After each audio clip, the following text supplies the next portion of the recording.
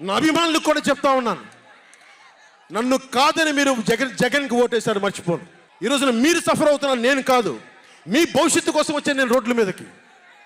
శుభ్రంగా కోట్లు సంపాదించుకునే మార్గాలు ఉన్నాయి నా దగ్గర, యాక్టింగ్ స్కిల్స్ ఉన్నాయి. అన్నీ కాదనుకొని ఎందుకు వచ్చాను? అరే నన్ను నేలే, మన మనుషులే, మన వాళ్ళే, తప్పన పెడితే నేను 2 చోట్ల ఓడిపోయాను. 2 చోట్ల బాధ లేదు, నిలబడ్డా. 2 చోట్ల ఓటమి బాధ మీకు ఎలా ఉంటుందో తెలుసా? ఒక ఎగ్జామ్ పోతే మీకు బాధ ఎలా ఉంటుందో విద్యార్థికి తెలుసు. అలాంటిది నేను 2 చోట్ల ఓడిపోతే నేను నిరాశ, నైరాశ్యం, బాధ ఉండింది. ఒకటే గుర్తుపెట్టుకున్నా, ట్రైన్లో డర్బన్లో దక్షిణాఫ్రికాలో గాంధీని ట్రైన్లోంచి గెంటి వేయబడ్డ గాంధీ గారు గుర్తొచ్చారు. ఏ ఆటుపోట్లు తీసుకోకుండా మన పార్టీని నడపలేం, అవమానాలు తీసుకోకుండా ముందుకెళ్ళలేం.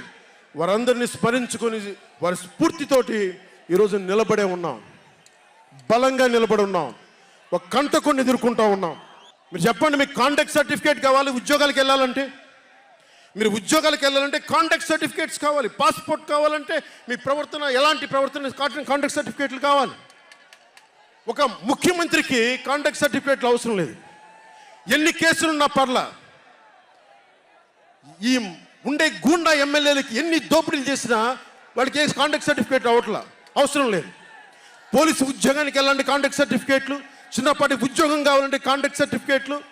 కానీ మనల్ని పాలించే ఈ వైఎస్ జగన్కి, వీళ్ళ అనుంగులైన ఈ దాష్టీకుల సమూహానికి కాంటాక్ట్ సర్టిఫికేట్ అవసరం లేదు.